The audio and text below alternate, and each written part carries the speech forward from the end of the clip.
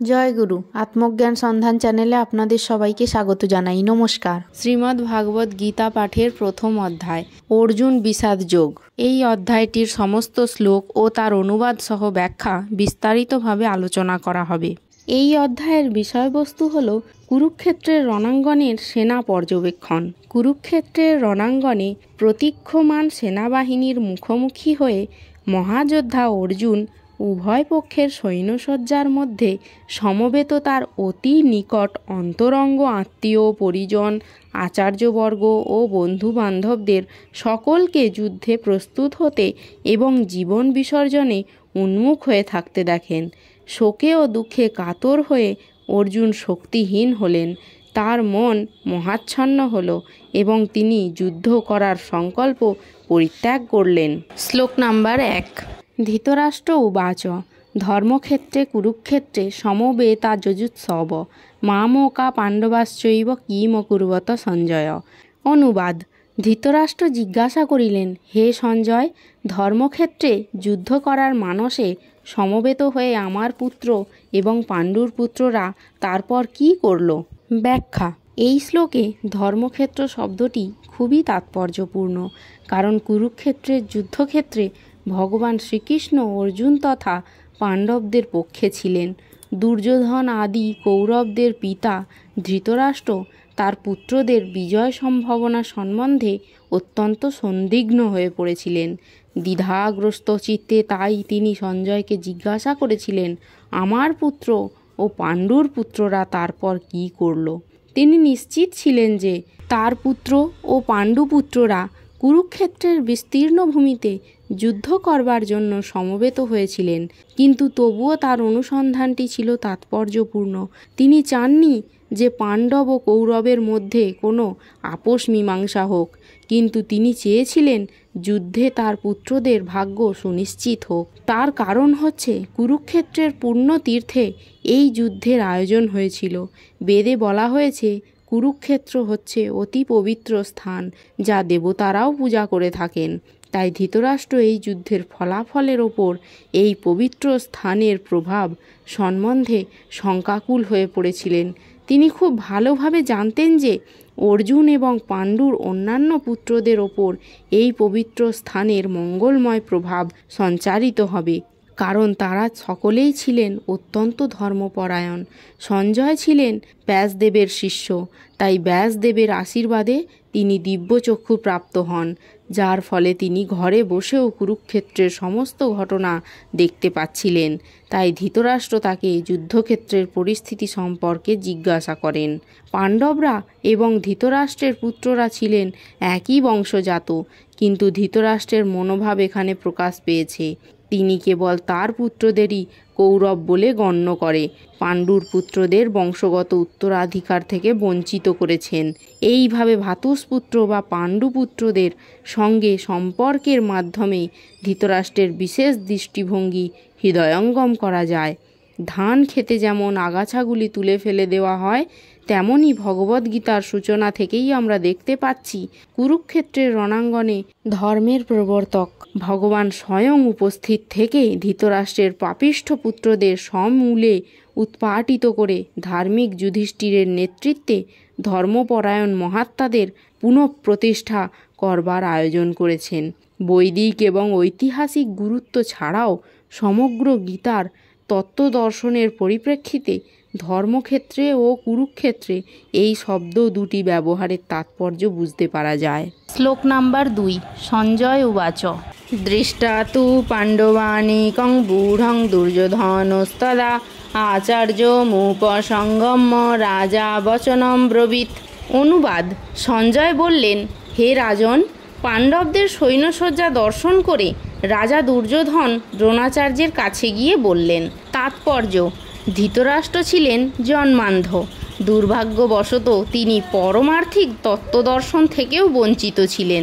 তিনি ভালোভাবেই জানতেন যে ধর্মের ব্যাপারে তার পুত্ররাও ছিল তার মতোই অন্ধ, এবং তিনি নিশ্চিত ছিলেন যে তাঁর পাপিষ্ঠ পুত্ররা পাণ্ডবদের সঙ্গে কোনো রকম আপোষ মীমাংসা করতে সক্ষম হবে না, কারণ পাণ্ডবেরা সকলেই জন্ম থেকে অত্যন্ত ধর্মপরায়ণ ছিলেন তবুও তিনি ধর্মক্ষেত্র কুরুক্ষেত্রের প্রভাব সম্বন্ধে সন্দিগ্ধ ছিলেন।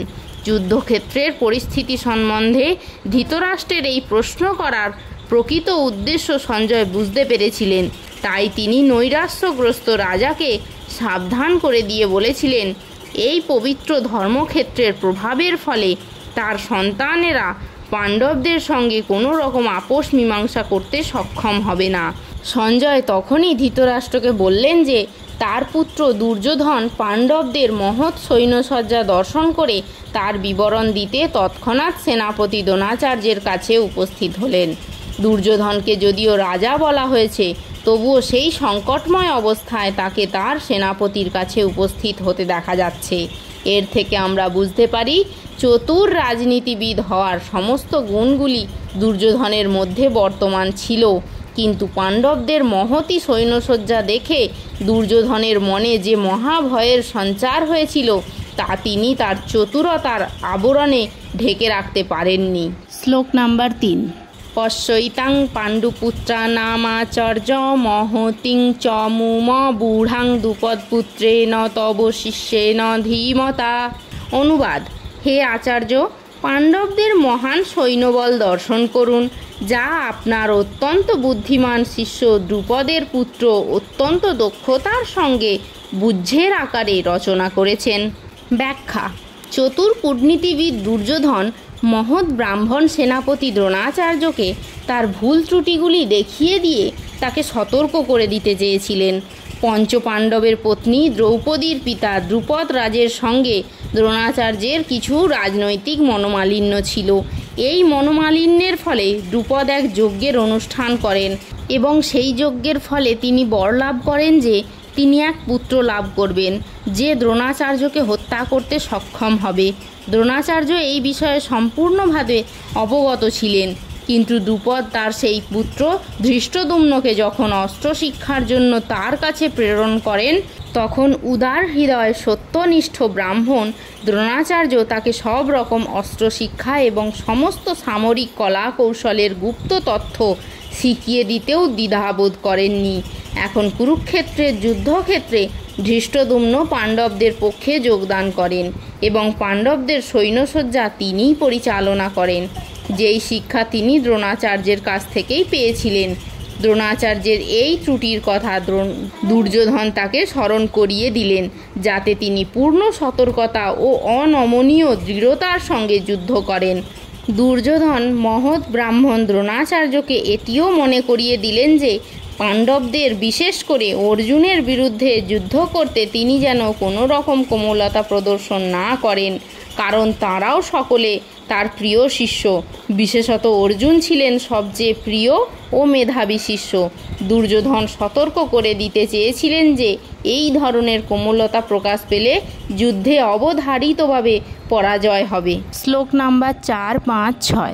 অত্র শূরা মহেশ্বাসা ভীমার্জুন সমাযুধি যুযুধান বিরাটশ্চ দ্রুপদশ্চ মহারথ ধৃষ্টকেতু চেকিতান কাশীরাজশ্চ বীর্যবান পুরুজিৎ কুন্তিভোজশ্চ শৈবশ্চ নরপুঙ্গব যুধামন্যুশ্চ বিক্রান্ত উত্তমৌজা বীর্যবান সৌভদ্র দ্রৌপদেয়াশ্চ সর্ব এব মহারথা।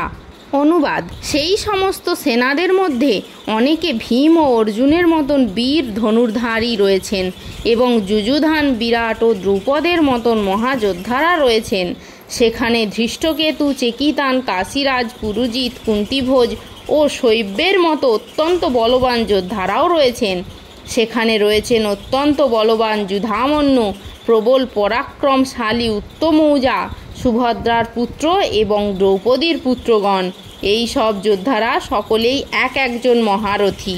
ব্যাখ্যা: যদিও দ্রোণাচার্যের অসীম শৌর্য, বীর্য ও সামরিক কলাকৌশলের কাছে ধৃষ্টদ্যুম্ন ছিলেন এক অতি নগণ্য প্রতিবন্ধক এবং তার ভয়ে ভীত হবার কোনো কারণই ছিল না, দ্রোণাচার্যের পক্ষে কিন্তু ধৃষ্টদ্যুম্ন ছাড়াও পাণ্ডব পক্ষে অন্য অনেক রথী মহারথী ছিলেন, যারা সত্যি সত্যি ভয়ের কারণ হয়ে দাঁড়িয়েছিলেন। দুর্যোধনের পক্ষে সেই যুদ্ধ জয়ের পথে তারা ছিলেন একটি দূরতিক্রম্য প্রতিবন্ধকের মতো, কারণ তারা সকলেই ছিলেন ভীম ও অর্জুনের মতো ভয়ঙ্কর। তাদের বীরত্বের কথা দুর্যোধন ভালোভাবেই জানতেন।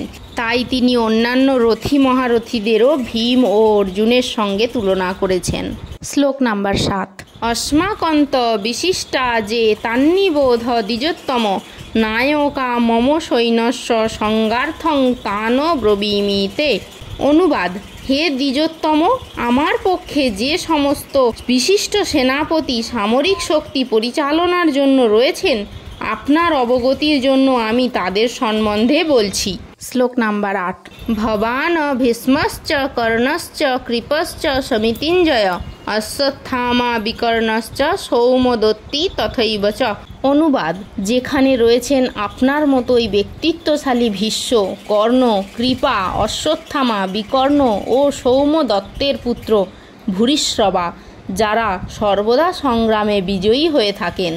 তাৎপর্য: পাণ্ডব পক্ষের রথী মহারথীদের বর্ণনা করবার পর দুর্যোধন তার সপক্ষে যে সমস্ত বীরেরা যোগদান করেছেন তাদের বর্ণনাও করেছেন। বিকর্ণ হচ্ছেন দুর্যোধনের ভাই, অশ্বত্থামা হচ্ছেন দ্রোণাচার্যের পুত্র এবং সৌমদত্তি বা ভূরিশ্রবা হচ্ছেন বাল্মীক রাজার ছেলে। কর্ণ ছিলেন অর্জুনের বৈপিত্রেয় ভ্রাতা, কেননা রাজা পাণ্ডুর সঙ্গে বিবাহ হবার আগে কুন্তী দেবীর কোলে তার জন্ম হয়। কৃপাচার্যের যমজ ভগ্নীদ্বয়ের সাথে দ্রোণাচার্যের বিবাহ হয়। শ্লোক নাম্বার 9। অন্যে চ বহবঃ শূরা মদর্থে তক্ত জীবিতা নানা শস্ত্র প্রহারণা সর্বে যুদ্ধ বিশারদা। অনুবাদ: এছাড়াও আরও বহু সেনানায়ক রয়েছেন যারা আমার জন্যে তাদের জীবন ত্যাগ করতে প্রস্তুত। তারা সকলেই নানা প্রকার অস্ত্রে শস্ত্রে সজ্জিত এবং তারা সকলেই সামরিক বিজ্ঞানে বিশারদ। ব্যাখ্যা: অন্য আর যে সমস্ত বীরেরা দুর্যোধনের পক্ষে ছিলেন, যেমন জয়দ্রথ, কৃতবর্মা, শল্য আদি, এরা সকলেই দুর্যোধনের জন্য প্রাণ দিতে পর্যন্ত প্রস্তুত ছিলেন। এখানে স্পষ্টভাবে বুঝিয়ে দেওয়া হয়েছে যে পাপিষ্ঠ দুর্যোধনের পক্ষ অবলম্বন করার ফলে কুরুক্ষেত্রের রণাঙ্গনে এদের সকলেরই মৃত্যু অবধারিত ছিল। দুর্যোধনের কিন্তু দৃঢ় বিশ্বাস ছিল যে এই সমস্ত বীর পুঙ্গবেরা সপক্ষে থাকায় তার জয় অনিবার্য। শ্লোক নাম্বার 10-11। অপর্যাপ্তং তদস্মাকং বলং ভীষ্মাভিরক্ষিতম পর্যাপ্তং তিদমে তেষাং বলং ভীমাভিরক্ষিতম অয়নেষু চ সর্বেষু যথা ভাগমবস্থিতা ভীষ্মমেবা ভিরক্ষন্তু ভবন্ত সর্ব এব হি। অনুবাদ: আমাদের সৈন্যবল অপরিমিত এবং আমরা পিতামহ ভীষ্মের দ্বারা পূর্ণরূপে সুরক্ষিত, কিন্তু ভীমের দ্বারা সতর্কভাবে সুরক্ষিত পাণ্ডবদের শক্তি সীমিত। এখন আপনারা সকলে সেনাবুদ্ধের প্রবেশপথে নিজ নিজ গুরুত্বপূর্ণ স্থানে স্থিত হয়ে পিতামহ ভীষ্মকে সর্বতোভাবে সাহায্য প্রদান করুন। ব্যাখ্যা: এখানে দুর্যোধন পাণ্ডব পক্ষ ও কৌরব পক্ষের সামরিক শক্তির তুলনা করেছে। পিতামহ বীরশ্রেষ্ঠ ভীষ্মদেবের রক্ষণাবেক্ষণাধীন অমিত শক্তিশালী এক সৈন্যবাহিনী ছিল দুর্যোধনের সপক্ষে। অপরপক্ষে পাণ্ডবদের সেনাবাহিনী ছিল সীমিত এবং তার সেনাপতি ছিলেন ভীমসেন, যার শৌর্য, বীর্য ও সৈন্য পরিচালনার ক্ষমতা পিতামহ ভীষ্মদেবের তুলনায় ছিল নিতান্তই নগণ্য। দুর্যোধন চিরকালই ভীমের প্রতি ঈর্ষান্বিত ছিল, কারণ সে জানত যদি তাকে কোনোদিনও মরতে হয় তবে তাকে ভীমের হাতেই মরতে হবে। কিন্তু ভীষ্মের মতো বিচক্ষণ ও দুর্ধর্ষ যোদ্ধা তার পক্ষের সেনাপতি থাকায় সে নিশ্চিতভাবে ধরে নিয়েছিল যুদ্ধে জয় তারই হবে। দুর্যোধনের প্রতিটি কথাতেই বোঝা যাচ্ছে যে যুদ্ধ জয় সম্বন্ধে তার মনে কোনোই সংশয় ছিল না। ভীষ্মের শৌর্য বীর্যের প্রশংসা করার পরে দুর্যোধন বিবেচনা করে দেখল অন্যরা মনে করতে পারে তাদের শৌর্য বীর্যের গুরুত্ব লাঘব করে হেয় করা হচ্ছে। তাই তার স্বভাবসুলভ কূটনৈতিক চাতুরীর সাহায্যে সেই পরিস্থিতির ভারসাম্য বজায় রাখার জন্য সে উপরোক্ত কথাগুলি বলছিল। এইভাবে সে মনে করিয়ে দিল যে ভীষ্মদেব যত বড়ই যোদ্ধা হন না কেন তিনি বৃদ্ধ হয়ে পড়েছেন এবং সব দিক থেকে তাই ভীষ্মদেবকে তাদের সকলেরই রক্ষা করা উচিত। যুদ্ধ করতে করতে যদি তিনি কোনো একদিকে এগিয়ে যান তাহলে শত্রুপক্ষ তার সুযোগ নিয়ে অন্য দিক থেকে তাকে আক্রমণ করতে পারে। তাই অন্য বীরপুঙ্গবেরা যাতে নিজ নিজ স্থানে অধিষ্ঠিত থেকে শত্রু সৈন্যকে বুঝভেদ করতে না দেয়, তার গুরুত্ব সম্বন্ধে দ্রোণাচার্যকে দুর্যোধন মনে করিয়ে দিয়েছিল। দুর্যোধন স্পষ্টই অনুভব করছিল যে কুরুক্ষেত্রের যুদ্ধে তার জয়লাভ সম্পূর্ণভাবে নির্ভর করছে ভীষ্মদেবের ওপর। দুর্যোধনের দৃঢ় বিশ্বাস ছিল সেই যুদ্ধে ভীষ্মদেব ও দ্রোণাচার্য তাকে সম্পূর্ণভাবে সহযোগিতা করবেন, কারণ সে আগেই দেখেছিল যখন হস্তিনাপুরের রাজসভায় সমস্ত রাজপুরুষের সামনে দ্রৌপদীর বস্ত্রহরণ করা হচ্ছিল, তখন তাদের প্রতি অসহায় দ্রৌপদীর আকুল আবেদনে সাড়া দিয়ে তারা একটা কথাও বলেননি। যদিও দুর্যোধন জানত তার দুই সেনাপতি পাণ্ডবদের বেশ স্নেহ করতেন, কিন্তু তার বিশ্বাস ছিল যে পাশা খেলার নিয়মানুসারে তারা যেমন তাদের স্নেহপ্রবণতা বর্জন করেছিলেন, এই যুদ্ধেও তারা তাই করবেন। শ্লোক নাম্বার 12। তস্য সঞ্জনয়নং হর্ষং কুরু বৃদ্ধ পিতামহ সিংহনাদং বিনোদশ্চৌ শঙ্খং দধৌম প্রতাপবান। অনুবাদ: তখন কুরু বংশের বৃদ্ধ পিতামহ ভীষ্ম দুর্যোধনের হর্ষ উৎপাদনের জন্য সিংহের গর্জনের মতো অতি উচ্চ নাদে তার শঙ্খ বাজালেন। ব্যাখ্যা: কুরু বংশের পিতামহ দুর্যোধনের হৃদয়কম্প অনুভব করতে পেরে তার স্বভাবসুলভ করুণার বশবর্তী হয়ে তাকে উৎসাহিত করবার জন্য সিংহনাদে তার শঙ্খ বাজালেন।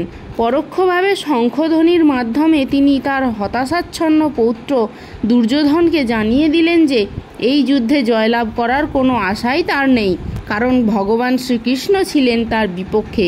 তবুও ক্ষাত্রধর্ম অনুসারে জয় পরাজয়ের কথা বিবেচনা না করেই যুদ্ধ করা তার কর্তব্য, এবং এই ব্যাপারে তিনি কোনো রকম অবহেলা করবেন না, সেই কথা তিনি দুর্যোধনকে মনে করিয়ে দিলেন। শ্লোক নাম্বার 13।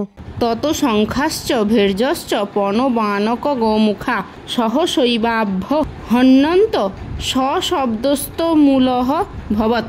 তাৎপর্য: তারপর শঙ্খ, ভেরি, পণব, আনক, ঢাক ও গোমুখ সিংহাসমূহ হঠাৎ একত্রে ধ্বনিত হয়ে এক তুমুল শব্দের সৃষ্টি হলো।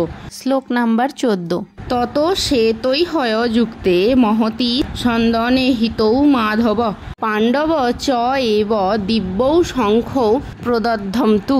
অনুবাদ: অন্যদিকে শ্বেত অশ্বযুক্ত এক দিব্য রথে স্থিত শ্রীকৃষ্ণ ও অর্জুন উভয়ে তার দিব্য শঙ্খ বাজালেন। ব্যাখ্যা: ভীষ্মদেবের শঙ্খের সঙ্গে বৈসাদৃশ্য দেখিয়ে শ্রীকৃষ্ণ ও অর্জুনের শঙ্খকে দিব্য বলে অভিহিত করা হয়েছে। এই দিব্য শঙ্খধ্বনি ঘোষণা করল যে কুরুপক্ষের যুদ্ধ জয়ের কোনো আশাই নেই, কারণ ভগবান শ্রীকৃষ্ণ পাণ্ডব পক্ষে যোগদান করেছেন। ভগবান যে পক্ষে যোগদান করেন সৌভাগ্য লক্ষ্মীও সেই পক্ষেই থাকেন, কারণ সৌভাগ্য লক্ষ্মী সর্বদাই তার পতির অনুগামী। তাই বিষ্ণু বা শ্রীকৃষ্ণের দিব্য শঙ্খধ্বনির মাধ্যমে ঘোষিত হলো যে অর্জুনের জন্য বিজয় ও সৌভাগ্য প্রতীক্ষা করছে। তাছাড়া যে রথে চড়ে দুই বন্ধু শ্রীকৃষ্ণ ও অর্জুন কুরুক্ষেত্রের যুদ্ধে অবতীর্ণ হয়েছিলেন তা অগ্নিদেব অর্জুনকে দান করেছিলেন, এবং সেই দিব্য রথ ছিল সমগ্র ত্রিভুবনে সর্বত্রই অপরাজেয়। শ্লোক সংখ্যা 15। পাঞ্চজন্য হৃষিকেশ দেবদত্তং ধনঞ্জয় পৌণ্ড্র দধৌম মহাশঙ্খং বিশ্বকর্মা বৃকোদর। অনুবাদ: তখন শ্রীকৃষ্ণ পাঞ্চজন্য নামক তার শঙ্খ বাজালেন, অর্জুন বাজালেন তার দেবদত্ত নামক শঙ্খ, এবং বিপুল ভোজনপ্রিয় ও বিশ্বকর্মা ভীমসেন বাজালেন পৌণ্ড্র নামক ভয়ঙ্কর শঙ্খ। ব্যাখ্যা: শ্রীকৃষ্ণকে এই শ্লোকে হৃষিকেশ বলা হয়েছে যেহেতু তিনি হচ্ছেন সমস্ত হৃষিক বা ইন্দ্রিয়ের ঈশ্বর। জীবেরা হচ্ছে তার অবিচ্ছেদ্য অংশ, তাই জীবেদের ইন্দ্রিয়গুলিও হচ্ছে তার ইন্দ্রিয়সমূহের অবিচ্ছেদ্য অংশ। নির্বিশেষবাদীরা জীবের ইন্দ্রিয়সমূহের মূল উৎস কোথায় তার হদিশ খুঁজে পায় না, তাই তারা সমস্ত জীবেদের ইন্দ্রিয়বিহীন ও নির্বিশেষ বলে বর্ণনা করতে তৎপর। সমস্ত জীবের অন্তরে অবস্থান করেন ভগবান, তাদের ইন্দ্রিয়গুলিকে পরিচালিতও করেন, তবে এটি নির্ভর করে আত্মসমর্পণের মাত্রার ওপর, এবং শুদ্ধ ভক্তের ক্ষেত্রে তার ইন্দ্রিয়গুলিকে ভগবান প্রত্যক্ষভাবে পরিচালিত করেন। এখানে কুরুক্ষেত্রের যুদ্ধক্ষেত্রে অর্জুনের দিব্য ইন্দ্রিয়গুলিকে ভগবান সরাসরিভাবে পরিচালিত করছেন। তাই এখানে তাঁকে হৃষিকেশ নামে অভিহিত করা হয়েছে। ভগবানের বিভিন্ন কার্যকলাপ অনুসারে তার নাম ভিন্ন ভিন্ন আছে। যেমন মধু নামক দানবকে সংহার করার জন্য তার নাম মধুসূদন, গাভী ও ইন্দ্রিয়গুলিকে আনন্দ দান করেন বলে তার নাম গোবিন্দ, বসুদেবের পুত্ররূপে অবতীর্ণ হয়েছিলেন বলে তার নাম বাসুদেব, দেবকীর সন্তানরূপে অবতীর্ণ হয়েছিলেন বলে তার নাম দেবকীনন্দন, বৃন্দাবনে যশোদার সন্তানরূপে তিনি তার বাল্যলীলা প্রদর্শন করেন বলে তার নাম যশোদানন্দন, এবং সখা অর্জুনের সারথি হয়েছিলেন বলে তার নাম পার্থসারথী। সেই রকম কুরুক্ষেত্রের রণাঙ্গনে অর্জুনকে পরিচালনা করেছিলেন বলে তার নাম হৃষিকেশ। এখানে অর্জুনকে ধনঞ্জয় বলে অভিহিত করা হয়েছে, কারণ বিভিন্ন যাগযজ্ঞ অনুষ্ঠান করার জন্য তিনি যুধিষ্ঠিরকে ধন সংগ্রহ করে সাহায্য করতেন।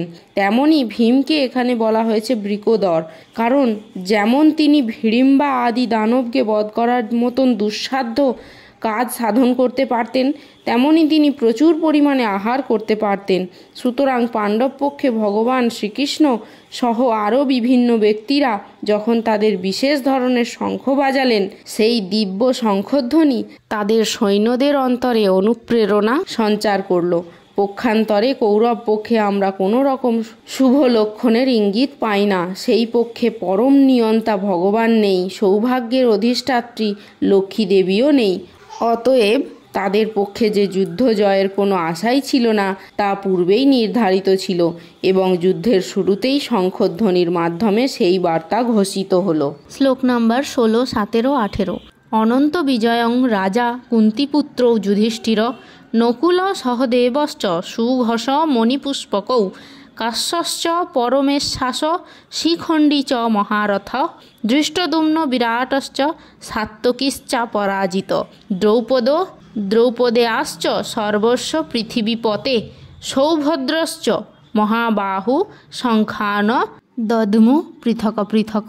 অনুবাদ: কুন্তিপুত্র মহারাজ যুধিষ্ঠির অনন্ত বিজয়ক নামক শঙ্খ বাজালেন এবং নকুল ও সহদেব বাজালেন সুঘোষ ও মণিপুষ্পক নামক শঙ্খ। হে মহারাজ, তখন মহান ধনুর্ধর কাশীরাজ, প্রবল যোদ্ধা শিখণ্ডী, ধৃষ্টদ্যুম্ন, বিরাট, অপরাজিত, সাত্ত্বকী, দ্রুপদ, দ্রৌপদীর পুত্রগণ, সুভদ্রার মহাবলবান পুত্র এবং অন্য সকলে নিজেদের নিজ নিজ পৃথক শঙ্খ বাজালেন।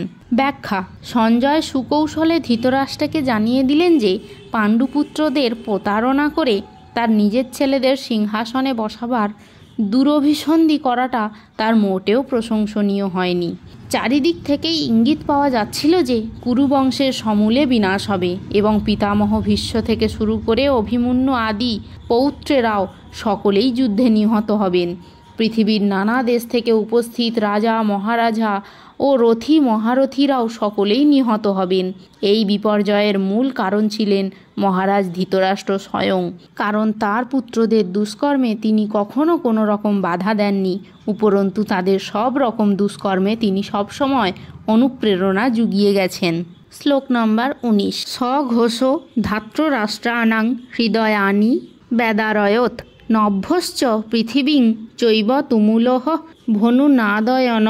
অনুবাদ: শঙ্খ নিনাদের সেই প্রচণ্ড শব্দ আকাশ ও পৃথিবী প্রতিধ্বনিত করে ধৃতরাষ্ট্রের পুত্রদের হৃদয় বিদারিত করতে লাগল। ব্যাখ্যা: ভীষ্মদেব আদি কৌরব পক্ষের বীরেরা যখন শঙ্খ বাজিয়েছিলেন তখন পাণ্ডবদের বুক ভয়ে কেঁপে ওঠেনি, কিন্তু এই শ্লোকে আমরা দেখছি যে পাণ্ডবদের শঙ্খনাদে ধৃতরাষ্ট্রের পুত্রদের হৃদয় ভয়ে বিদীর্ণ হলো। পাণ্ডবদের মনে কোনো ভয় ছিল না, কারণ তারা ছিলেন সদাচারী এবং ভগবান শ্রীকৃষ্ণের শরণাগত। ভগবানের কাছে যিনি আত্মসমর্পণ করেন তার মনে কোনো ভয় থাকে না, চরম বিপদেও তিনি থাকেন অবিচলিত। শ্লোক নাম্বার 20। অথ ব্যবস্থিতান দৃষ্টা ধাত্ররাষ্ট্রান কপিধ্বজ প্রবৃত্তে শস্ত্র সম্পাতে ধনুরুদ্যম্য পাণ্ডব হৃষিকেশং তদা বাক্য মিদমাহ মহীপতে। অনুবাদ: সেই সময় পাণ্ডুপুত্র অর্জুন হনুমান চিহ্নিত পতাকা শোভিত রথে অধিষ্ঠিত হয়ে তার ধনুক তুলে নিয়ে স্বরনিক্ষেপ করতে প্রস্তুত হলেন। হে মহারাজ, ধৃতরাষ্ট্রের পুত্রদের সমরসজ্জায় বিন্যস্ত দেখে অর্জুন তখন শ্রীকৃষ্ণকে এই কথাগুলি বললেন। ব্যাখ্যা: কুরুক্ষেত্রের যুদ্ধের শুরুতেই আমরা দেখতে পাই পাণ্ডবদের অপ্রত্যাশিত সৈন্যসজ্জা দেখে ধৃতরাষ্ট্রের পুত্রদের হৃদয়কম্প শুরু হয়ে গেছে। পরমেশ্বর ভগবান শ্রীকৃষ্ণ স্বয়ং কুরুক্ষেত্রের যুদ্ধে উপস্থিত থেকেও পাণ্ডবদের পরিচালিত করছিলেন, তাই কৌরবদের এই হৃদয়কম্প হওয়াটা স্বাভাবিক। অর্জুনের রথে হনুমান অঙ্কিত ধ্বজাও একটি বিজয়সূচক ইঙ্গিত, কারণ রাম রাবণের যুদ্ধে হনুমান শ্রীরামচন্দ্রকে সহযোগিতা করেছিলেন এবং শ্রীরামচন্দ্র বিজয়ী হয়েছিলেন। কুরুক্ষেত্রের যুদ্ধেও অর্জুনকে সাহায্য করবার জন্য তার রথে শ্রীরামচন্দ্র ও হনুমান দুজনকেই উপস্থিত থাকতে দেখতে পাই। শ্রীকৃষ্ণই হচ্ছেন শ্রীরামচন্দ্র এবং যেখানে শ্রীরামচন্দ্র সেখানেই তার নিত্য সেবক ভক্ত হনুমান এবং নিত্য সঙ্গিনী সীতা দেবী অর্থাৎ লক্ষ্মী দেবী উপস্থিত থাকেন। তাই অর্জুনের কোনো শত্রুর ভয়েই ভীত হবার কারণ ছিল না। আর সবচেয়ে বড় কথা হচ্ছে যে সমস্ত ইন্দ্রিয়ের অধীশ্বর ভগবান শ্রীকৃষ্ণ তাকে পরিচালিত করবার জন্য স্বয়ং উপস্থিত ছিলেন। এইভাবে যুদ্ধ জয়ের সমস্ত শুভ পরামর্শ অর্জুন পাচ্ছিলেন। তার নিত্যকালের ভক্তের জন্য ভগবানের দ্বারা আয়োজিত এই রকম শুভ পরিস্থিতিতে সুনিশ্চিত জয়েরই ইঙ্গিত বহন করে। শ্লোক নাম্বার 21-22। সেনারু ভয় মধ্যে রথং স্থাপয় মেহচ্যুত যাবৎ এতান নিরীক্ষে অহম যুদ্ধ কামান অবস্থিতান কৈর্ময়া সহ যোদ্ধব্যাম অস্মিন সমুদ্যমে। অনুবাদ: অর্জুন বললেন, হে অচ্যুত, তুমি উভয় পক্ষের সৈন্যদের মাঝখানে আমার রথ স্থাপন করো, যাতে আমি দেখতে পারি যুদ্ধ করার অভিলাষী হয়ে কারা এখানে এসেছে এবং এই মহাসংগ্রামে আমাকে কাদের সঙ্গে যুদ্ধ করতে হবে। ব্যাখ্যা: যদিও শ্রীকৃষ্ণ হচ্ছেন পরমেশ্বর ভগবান, তবুও তিনি অহৈতুকী কৃপাবশে তার প্রিয় সখা অর্জুনের রথের সারথি হয়ে তার সেবা করছেন। ভক্তের প্রতি করুণা প্রদর্শনে ভগবান কখনো চ্যুত হন না, তাই তাকে এখানে অচ্যুত বলে সম্ভাষণ করা হয়েছে। অর্জুনের রথের সারথি হবার ফলে তাকে অর্জুনের আদেশ অনুযায়ী কাজ করতে হয়েছিল এবং যেহেতু তা করতে তিনি কুণ্ঠিত হননি, তাই তাকে অচ্যুত বলে সম্বোধন করা হয়েছে। যদিও তিনি তার ভক্তের রথের সারথি হয়েছেন, তবুও তার পরম পদ কেউ দাবি করতে পারে না। সকল অবস্থাতেই তিনি হচ্ছেন পরম পুরুষ ভগবান বা সমস্ত ইন্দ্রিয়ের অধীশ্বর ঋষিকেশ। ভগবানের সঙ্গে ভক্তের সম্পর্ক মধুর ও অপ্রাকৃত। ভক্ত সর্বদাই ভগবানের সেবায় উন্মুখ। ঠিক তেমনই ভগবানও তার ভক্তের কোনো রকম পরিচর্যা করতে সুযোগের অন্বেষণ করেন। ভগবান যখন তার কোনো শুদ্ধ ভক্তের আদেশ অনুসারে তাকে পরিচর্যা করার সুযোগ পান, তখন তিনি অসীম আনন্দ উপভোগ করেন। ভগবান হচ্ছেন সর্বলোক মহেশ্বর।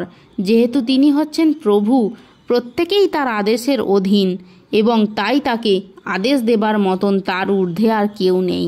কিন্তু যখন তিনি দেখেন যে কোনো শুদ্ধ ভক্ত তাকে আদেশ করছেন, তখন তিনি দিব্য আনন্দ লাভ করেন। সকল অবস্থাতেই তিনি হচ্ছেন অভ্রান্ত প্রভু।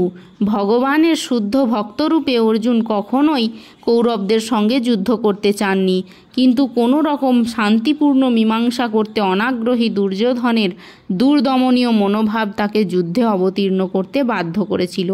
তাই তিনি যুদ্ধের আগে একবার দেখে নিতে চেয়েছিলেন তার বিপক্ষে যুদ্ধ করতে কে কে সেই রণাঙ্গনে উপস্থিত হয়েছিল।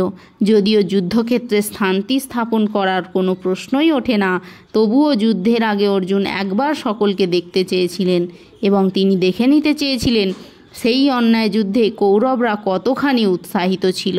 শ্লোক নাম্বার 23। যৎ সমানান অবেক্ষে অহম যে এতে অত্র সমাগতা ধাত্ররাষ্ট্রস্য দুর্বুদ্ধে যুদ্ধে প্রিয় চিকীর্ষব। অনুবাদ: ধৃতরাষ্ট্রের দুর্বুদ্ধি সম্পন্ন পুত্রকে সন্তুষ্ট করার বাসনা করে যারা এখানে যুদ্ধ করতে এসেছে তাদের আমি দেখতে চাই। ব্যাখ্যা: এই কথা সকলেরই জানা ছিল যে দুর্যোধন তার পিতা ধৃতরাষ্ট্রের সহযোগিতায় অন্যায়ভাবে পাণ্ডবদের রাজত্ব আত্মসাৎ করতে চেষ্টা করেছিল।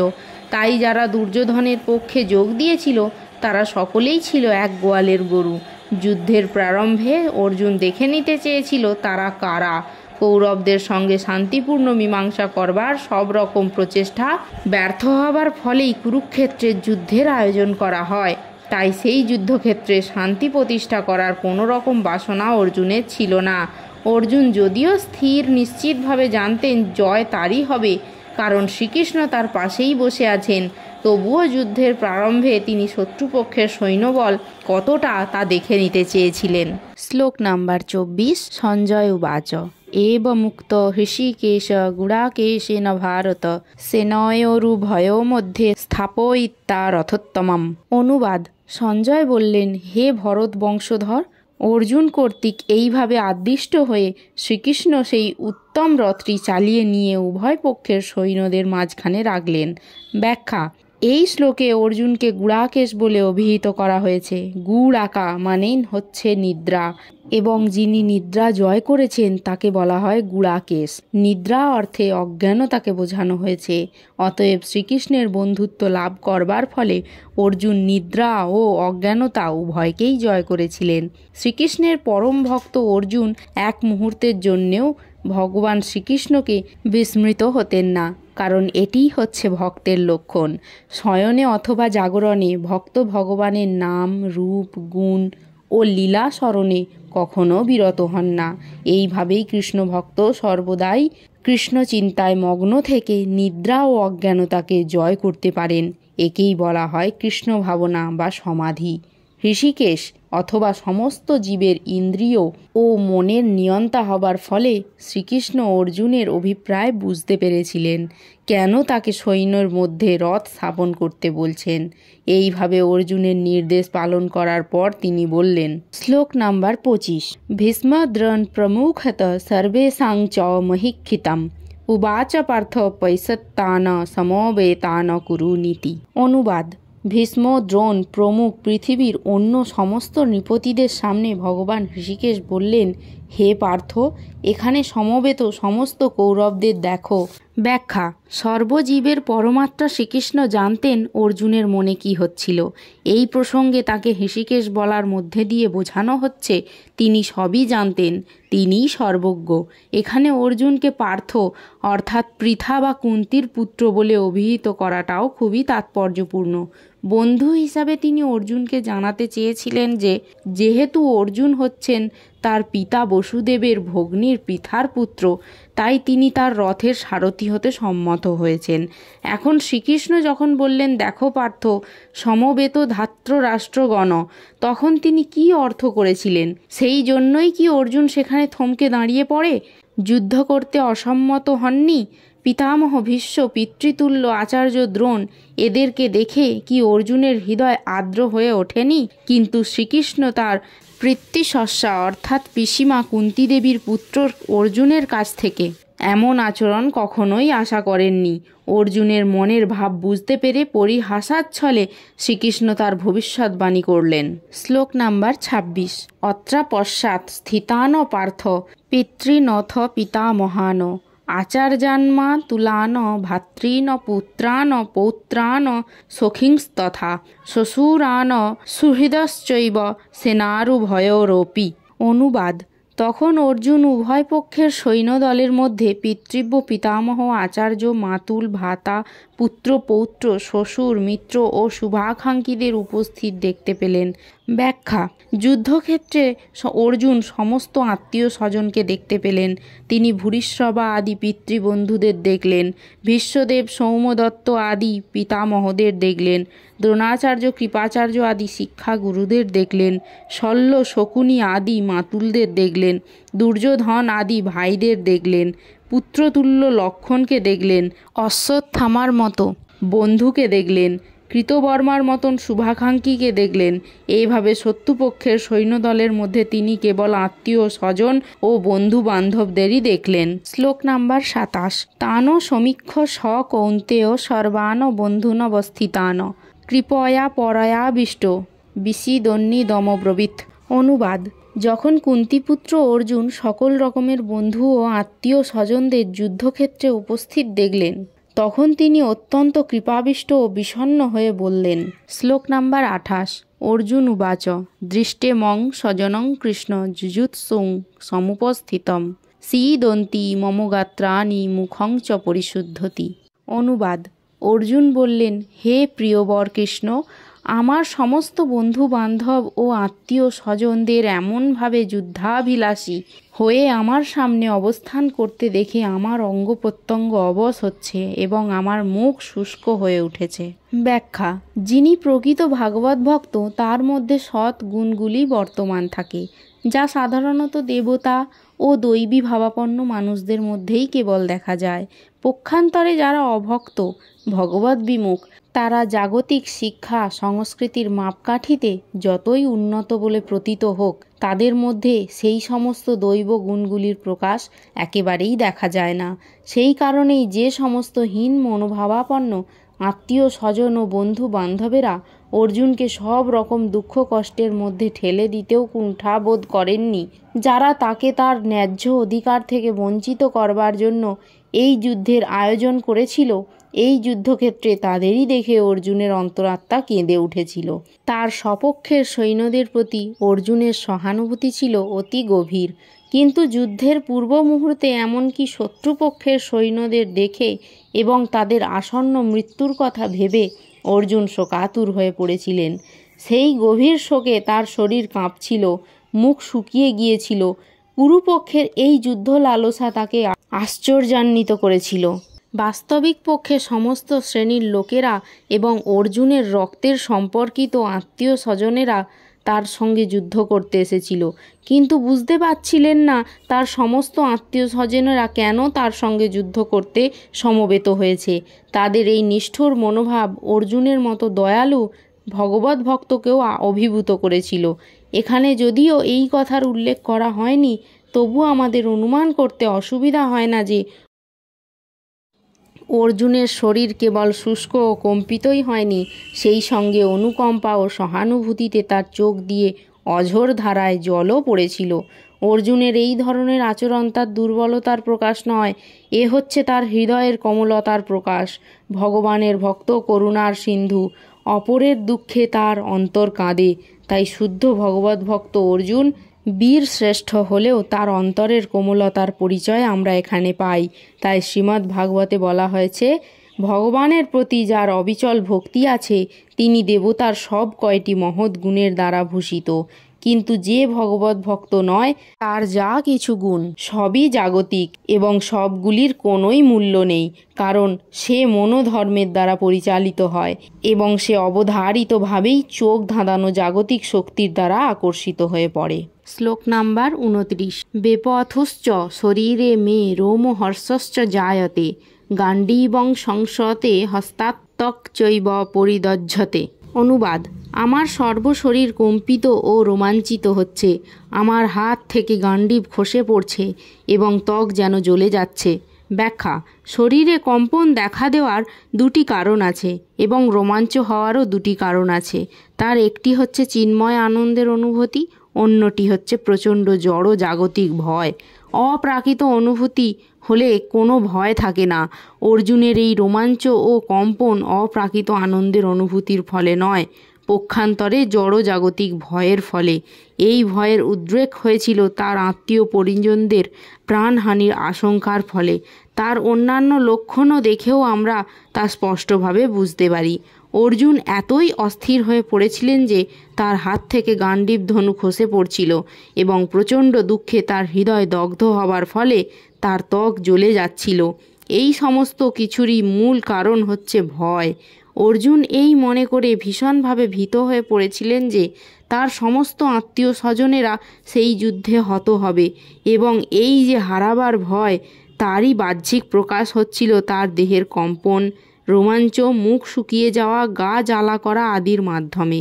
গভীরভাবে বিবেচনা করলে আমরা দেখতে পাই অর্জুনের এই ভয়ের কারণ হচ্ছে তিনি তার দেহটিকেই তার স্বরূপ বলে মনে করছিলেন এবং তার দেহের সম্বন্ধে যারা তথাকথিত আত্মীয় তাদের হারাবার শোকে তিনি মুহ্যমান হয়ে পড়েছিলেন। শ্লোক নাম্বার 30। ন চ শক্নম্য অবস্থাতুং ভ্রমতীব চ মে মনঃ নিমিত্তানি চ পশ্যামি বিপরীতানি কেশব। অনুবাদ: হে কেশব, আমি এখন আর স্থির থাকতে পারছি না, আমি আত্মবিস্মৃত হচ্ছি এবং আমার চিত্ত উদ্ভ্রান্ত হচ্ছে। হে কেশী, দানবহন্তা শ্রীকৃষ্ণ, আমি কেবল অমঙ্গল সূচক লক্ষণসমূহ দর্শন করছি। ব্যাখ্যা: অর্জুন অস্থির হয়ে পড়েছিলেন, তাই তিনি যুদ্ধক্ষেত্রে থাকতে অক্ষম হয়ে পড়েছিলেন এবং তার মন এতই বিমর্ষ হয়ে পড়েছিল যে তিনি আত্মবিস্মৃত হয়ে পড়েছিলেন। জড় জগতের প্রতি অত্যধিক আসক্তি মানুষকে মোহাচ্ছন্ন করে ফেলে। এই ধরনের ভীতি ও আত্মবিস্মৃতি তখনই দেখা দেয় যখন মানুষ জড়াশক্তির দ্বারা অত্যন্ত প্রভাবিত হয়ে পড়ে। অর্জুন অনুভব করেছিলেন সেই যুদ্ধের পরিণতি হচ্ছে কেবল স্বজন হত্যা এবং এইভাবে শত্রু নিধন করে যুদ্ধে জয়লাভ করার মধ্যে তিনি কোনো সুখই পাবেন না। এখানে নিমিত্তানি বিপরীতানি কথাগুলি তাৎপর্যপূর্ণ। মানুষ যখন নৈরাশ্য ও হতাশার সম্মুখীন হয় তখন সে মনে করে আমার বেঁচে থাকার তাৎপর্য কী? সকলেই কেবল তার নিজের সুখ সুবিধার কথাই চিন্তা করে, ভগবানের বিষয়ে কেউই মাথা ঘামায় না। শ্রীকৃষ্ণের ইচ্ছাতেই অর্জুন তার প্রকৃত স্বার্থ বিষয়ে অজ্ঞতা প্রদর্শন করেছেন। মানুষের প্রকৃত স্বার্থ নিহিত রয়েছে বিষ্ণু অর্থাৎ শ্রীকৃষ্ণেরই মাঝে। মায়াবদ্ধ জীবেরা এই কথা ভুলে গেছে, তাই তারা নানাভাবে কষ্ট পায়। এই দেহাত্মবুদ্ধির প্রভাবে মোহাচ্ছন্ন হয়ে পড়ার ফলে অর্জুন মনে করেছিলেন তার পক্ষে কুরুক্ষেত্রের যুদ্ধে জয়লাভ করাটা হবে গভীর মর্মবেদনার কারণ। শ্লোক নাম্বার 31। ন চ শ্রেয়হনুপস্যামি হত্বা স্বজন মাহবে ন কাঙ্ক্ষে বিজয়ং কৃষ্ণ ন চ রাজ্যং সুখানি চ। অনুবাদ: হে কৃষ্ণ, যুদ্ধে আত্মীয় স্বজনদের নিধন করা শ্রেয়স্কর দেখছি না। আমি যুদ্ধে জয়লাভ চাই না, রাজ্য এবং সুখ ভোগও কামনা করি না। ব্যাখ্যা: মায়াবদ্ধ মানুষ বুঝতে পারে না তার প্রকৃত স্বার্থ নিহিত আছে বিষ্ণু বা শ্রীকৃষ্ণের মাঝে। এই কথা বুঝতে না পেরে তারা তাদের দেহজাত আত্মীয় স্বজনদের দ্বারা আকৃষ্ট হয়ে তাদের সাহচর্যে সুখী হতে চায়। জীবনের এই প্রকার অন্ধ ধারণার বশবর্তী হয়ে তারা এমনকি জাগতিক সুখের কারণগুলিও ভুলে যায়। এখানে অর্জুনের আচরণে আমরা তেমনই দেখতে পাই। তিনিও তার ক্ষাত্র ধর্ম ভুলে গেছেন। শাস্ত্রে বলা হয়েছে দুই রকমের মানুষ দিব্য আলোকে উদ্ভাসিত সূর্যলোকে উত্তীর্ণ হন। তারা হচ্ছেন: 1. শ্রীকৃষ্ণের আজ্ঞানুসারে যুদ্ধে অবতীর্ণ হয়ে যে ক্ষত্রিয় রণভূমিতে প্রাণত্যাগ করেন তিনি, এবং 2. যে সর্বত্যাগী সন্ন্যাসী আধ্যাত্ম চিন্তায় গভীরভাবে অনুরক্ত তিনি। অর্জুনের অন্তঃকরণ এতই কোমল যে তার আত্মীয় স্বজনের প্রাণ হনন করা তো দূরের কথা, তিনি তার শত্রুকে পর্যন্ত হত্যা করতে নারাজ ছিলেন। তিনি মনে করেছিলেন তার স্বজনদের হত্যা করে তিনি সুখী হতে পারবেন না। যার ক্ষুধা নেই সে যেমন রান্না করতে চায় না, অর্জুনও তেমনি যুদ্ধ করতে চাইছিলেন না। পক্ষান্তরে তিনি স্থির করেছিলেন অরণ্যের নির্জনতায় নৈরাশ্য পীড়িত জীবন অতিবাহিত করবেন। অর্জুন ছিলেন ক্ষত্রিয়। এই ধর্ম পালন করার জন্য তার রাজত্বের প্রয়োজন ছিল না, কিন্তু ন্যায়সঙ্গতভাবে পাওয়া সেই রাজত্ব থেকে দুর্যোধন আদি কৌরবেরা তাকে বঞ্চিত করার ফলে সেই রাজ্যে তার অধিকারের পুনঃ প্রতিষ্ঠা করার জন্য কৌরবদের সঙ্গে যুদ্ধ করা অপরিহার্য হয়ে পড়েছিল। কিন্তু যুদ্ধ করতে এসে তিনি যখন দেখলেন তার আত্মীয় স্বজনকে হত্যা করে সেই রাজ্যে তার অধিকার প্রতিষ্ঠা করতে হবে, তখন তিনি গভীর দুঃখে ও নৈরাশ্যে স্থির করলেন যে তিনি সব কিছু ত্যাগ করে বনবাসী হবেন। শ্লোক নাম্বার 32, 33, 34, 35। কিং নো রাজ্যে ন গোবিন্দ কিং ভোগৈর্জীবিতে ন বা শেষাং মর্থে কাঙ্কিতং ন রাজ্যং ভোগা সুখানি চ ত ইমেহ স্থিতা যুদ্ধে প্রাণাং ত্যক্তা ধনানি চ আচার্যা পিতর পুত্রাস্তথৈব চ পিতামহা মাতুলা শ্বশুরা পৌত্রা শাল্লা সম্বন্ধিনস্তথা এত্তান হন্তমিচ্ছামি ঘৃতঃপি মধুসূদন ওপি ত্রৈলোক্যরাজস্য হেতো কিং নু মহীকৃতে নিহত্য ধাত্ররাষ্ট্রান্ন কা প্রীতি সজ্জানার্দন। অনুবাদ: হে গোবিন্দ, আমাদের রাজ্যে কি প্রয়োজন? আর সুখভোগ বা জীবনধারণেই বা কী প্রয়োজন, যখন দেখছি যাদের জন্য রাজ্য ও ভোগ সুখের কামনা তারা সকলেই এই রণক্ষেত্রে আজ উপস্থিত। হে মধুসূদন, যখন আচার্য, পিতৃব্য পুত্র, পিতামহ, মাতুল, শ্বশুর, পৌত্র, শ্যালক ও আত্মীয় স্বজন সকলেই প্রাণ ও ধনাদির আশা পরিত্যাগ করে আমার সামনে যুদ্ধে উপস্থিত হয়েছেন, তখন তারা আমাকে বধ করলেও আমি তাদের হত্যা করতে চাইব না। হে সমস্ত জীবের প্রতিপালক জনার্দন, পৃথিবীর তো কোনো কথাই নেই, এমনকি সমগ্র ত্রিভুবনের বিনিময়েও আমি যুদ্ধ করতে প্রস্তুত নই। ধৃতরাষ্ট্রের পুত্রদের নিধন করে আমরা কি সন্তোষ লাভ করতে পারব? ব্যাখ্যা: অর্জুন শ্রীকৃষ্ণকে গোবিন্দ নামে সম্বোধন করেছেন।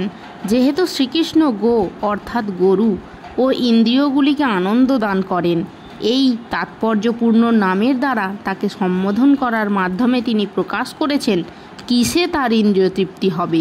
বাস্তবিক পক্ষে গোবিন্দ নিজে আমাদের ইন্দ্রিয়গুলিকে তৃপ্ত করেন না, কিন্তু আমরা যদি গোবিন্দের ইন্দ্রিয়গুলিকে তৃপ্ত করি তবে আমাদের ইন্দ্রিয়গুলি আপনা থেকেই তৃপ্ত হয়ে যায়।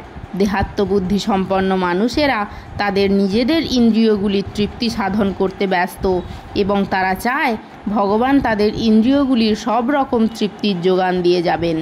যার যতটা ইন্দ্রিয় তৃপ্তি প্রাপ্য ভগবান তাকে তা ঠিকই দিয়ে থাকেন, কিন্তু তা বলে আমরা যত চাইব ভগবান ততই দিয়ে যাবেন এই কথাটি মনে করা ভুল।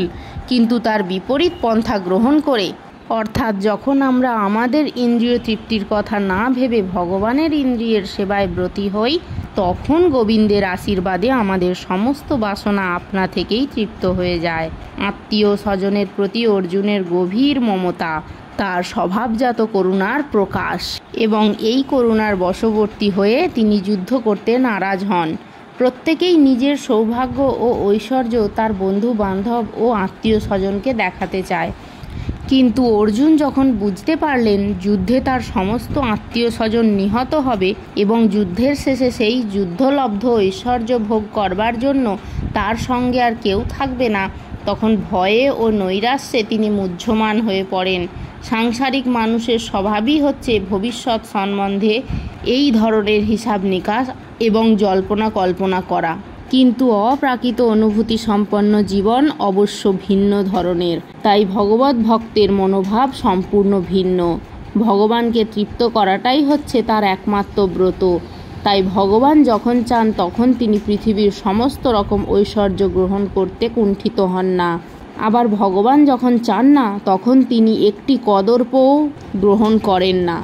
অর্জুন সেই যুদ্ধে তার আত্মীয় স্বজনদের হত্যা করতে চাননি, এবং তাদের হত্যা করাটা যদি একান্তই প্রয়োজন হয়ে থাকে তবে তিনি চেয়েছিলেন স্বয়ং শ্রীকৃষ্ণ তাদের বিনাশ করুন।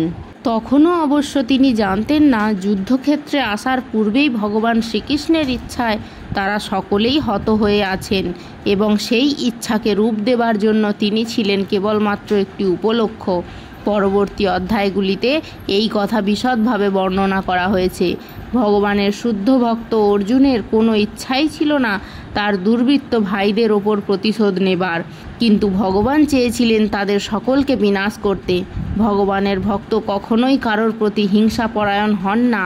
অন্যায়ভাবে যে তাকে প্রতারণা করে তার প্রতিও তিনি করুণা বর্ষণ করেন, কিন্তু ভগবানের ভক্তকে যে আঘাত দেয় ভগবান কখনোই তা সহ্য করেন না।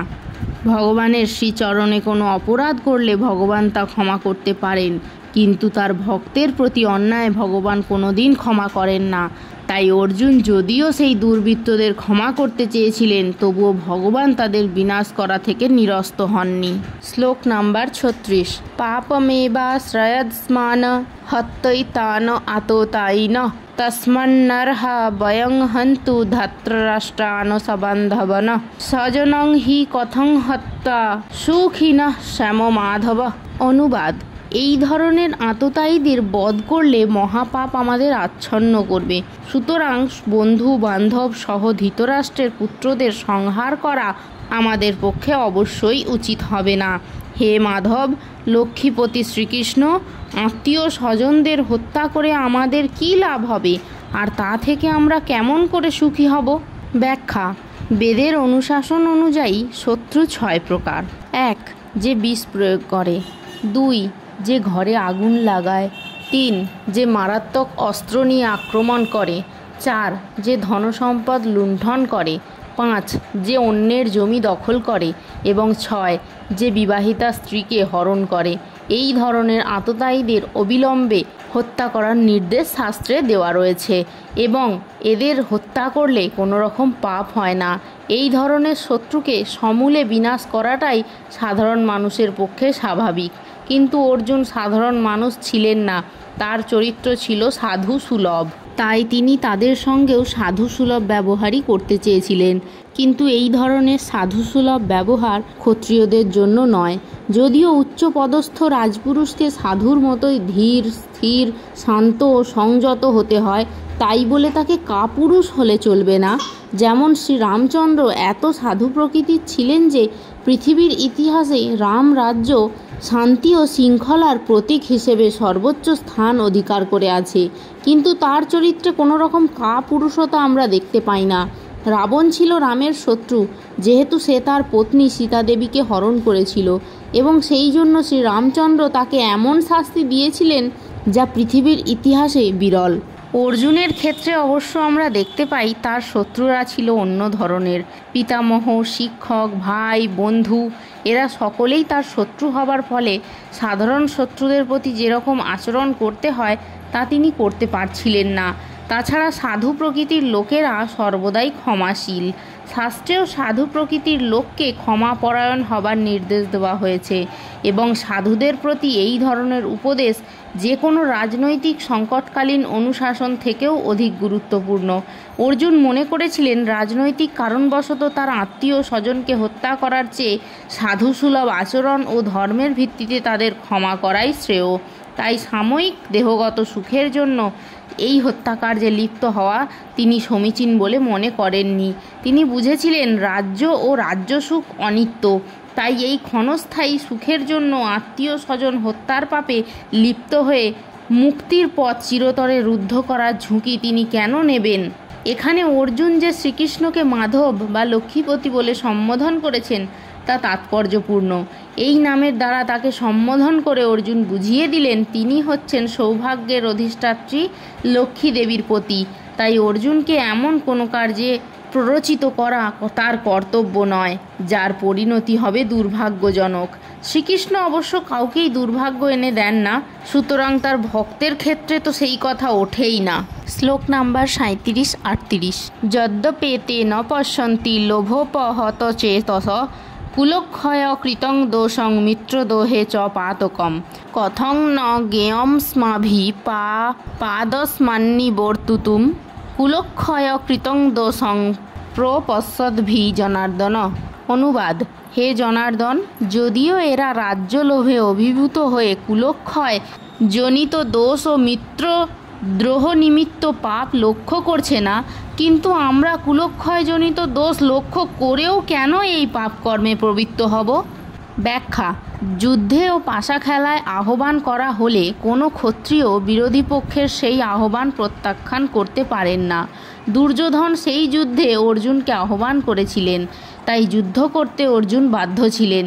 কিন্তু এই অবস্থায় অর্জুন বিবেচনা করে দেখলেন যে তার বিরুদ্ধ পক্ষের সকলেই এই যুদ্ধের পরিণতি সম্বন্ধে একেবারে অন্ধ হতে পারে, কিন্তু তা বলে তিনি এই যুদ্ধের অমঙ্গলজনক পরিণতি উপলব্ধি করতে পারার পরও সেই যুদ্ধের আমন্ত্রণ গ্রহণ করতে পারবেন না। এই ধরনের আমন্ত্রণের বাধ্যবাধকতা তখনই থাকে যখন তার পরিণতি মঙ্গলজনক হয়, নতুবা এর কোনো বাধ্যবাধকতা নেই। এই সব কথা সুনিশ্চিতভাবে বিবেচনা করে অর্জুন এই যুদ্ধ থেকে নিরস্ত থাকতে মনস্থির করেছিলেন। শ্লোক নাম্বার 39। কুলক্ষয়ে প্রণশন্তি কুলোধর্মা সনাতনা ধর্মে নষ্টে কুলং কৃৎস্নম ধর্মঃ ভিভবত্যুত। অনুবাদ: কুলক্ষয় হলে সনাতন কুলধর্ম বিনষ্ট হয় এবং তাহলে সমগ্র বংশ অধর্মে অভিভূত হয়।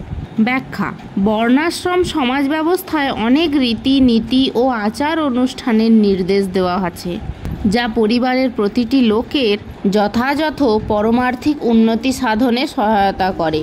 পরিবারের প্রবীণ সদস্যরা পরিবারভুক্ত অন্য সকলের জন্ম থেকে আরম্ভ করে মৃত্যু পর্যন্ত শুদ্ধিকরণ সংস্কার দ্বারা তাদের যথাযথ মঙ্গল সাধন করার জন্য সর্বদাই তৎপর থাকেন।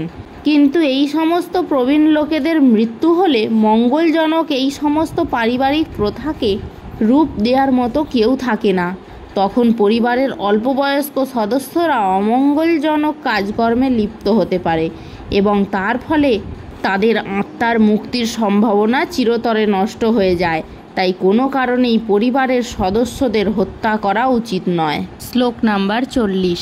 অধর্মাভিভবাৎ কৃষ্ণ পদ্যুষ্যন্তি কুলস্ত্রিয় স্ত্রীষু দৃষ্টাসু বার্ষেয় জায়তে বর্ণশঙ্কর। অনুবাদ: হে কৃষ্ণ, কুল অধর্মের দ্বারা অভিভূত হলে কুলবধূগণ ব্যভিচারে প্রবৃত্ত হয় এবং হে বার্ষেয়, কুলস্ত্রীগণ অসৎ চরিত্রা হলে অবাঞ্ছিত প্রজাতি উৎপন্ন হয়।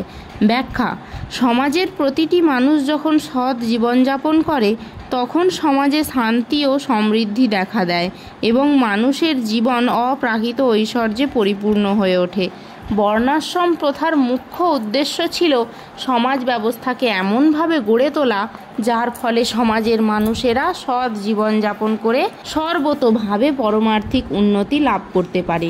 এই ধরনের সৎ জনগণ তখনই উৎপন্ন হন যখন সমাজে স্ত্রী লোকেরা সৎ চরিত্রবতী ও সত্যনিষ্ঠ হয়।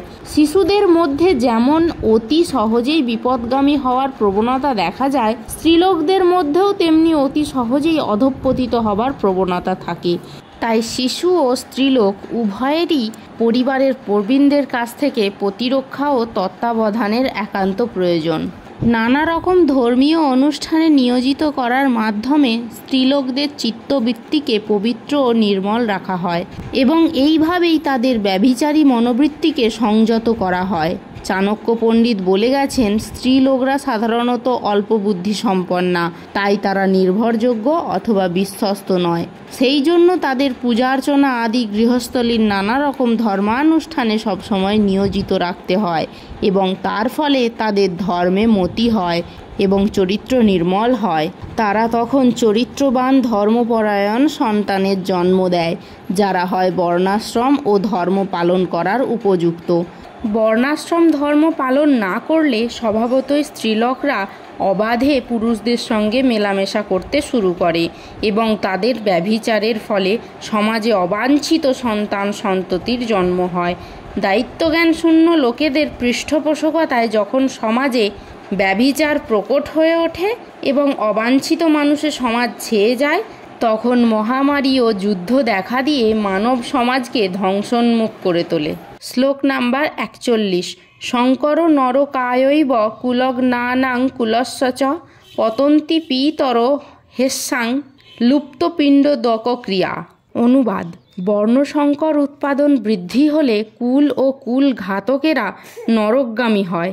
সেই কুলে পিণ্ডদান ও তর্পণ ক্রিয়া লোপ পাওয়ার ফলে তাদের পিতৃপুরুষেরাও নরকে অধঃপতিত হয়। ব্যাখ্যা: কর্মকাণ্ডের বিধি অনুসারে পিতৃপুরুষের আত্মাদের প্রতি পিণ্ডদান ও জল উৎসর্গ করা প্রয়োজন। এই উৎসর্গ সম্পন্ন করা হয় বিষ্ণুকে পুজো করার মাধ্যমে, কারণ বিষ্ণুকে উৎসর্গকৃত প্রসাদ সেবন করার ফলে সমস্ত পাপ থেকে মুক্তি লাভ হয়। অনেক সময় পিতৃপুরুষেরা নানা রকম পাপের ফল ভোগ করতে থাকে এবং অনেক সময় তাদের কেউ কেউ জড় দেহ পর্যন্ত ধারণ করতে পারে না, সূক্ষ্ম দেহে প্রেতাত্মা রূপে থাকতে বাধ্য করা হয়। যখন বংশের কেউ তাদের পিতৃপুরুষদের ভগবৎ প্রসাদ উৎসর্গ করে পিণ্ডদান করে, তখন তাদের আত্মা ভূতের দেহ অথবা অন্যান্য দুঃখময় জীবন থেকে মুক্ত হয়ে শান্তি লাভ করে। পিতৃপুরুষের আত্মার সদ্গতির জন্য এই পিণ্ডদান করাটা বংশানুক্রমিক রীতি। তবে যে সমস্ত লোক ভক্তিযোগ সাধন করেন তাদের এই অনুষ্ঠান করার প্রয়োজন নেই। ভক্তিযোগ সাধন করার মাধ্যমে ভক্ত শত সহস্র পূর্বপুরুষের আত্মার মুক্তি সাধন করতে পারেন।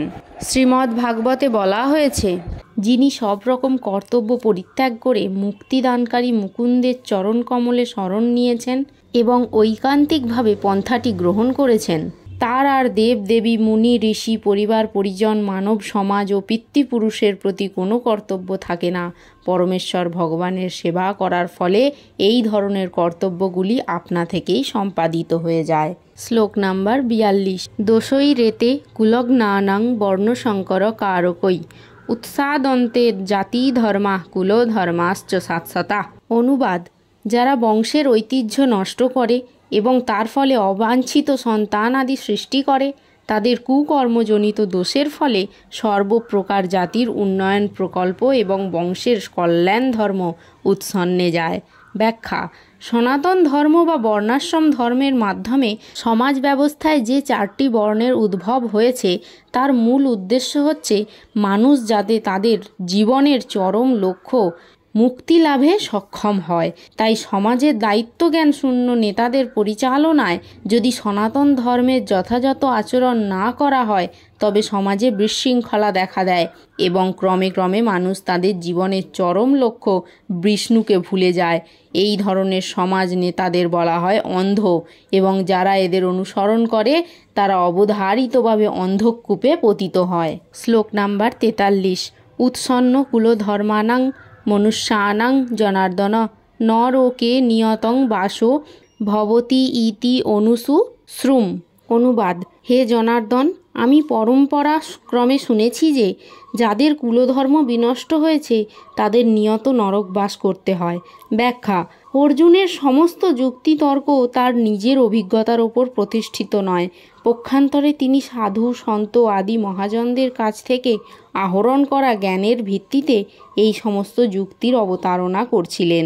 প্রকৃত জ্ঞান উপলব্ধি করেছেন যে মানুষ তার তত্ত্বাবধানে এই জ্ঞান শিক্ষালাভ না করলে এই জ্ঞান আহরণ করা যায় না।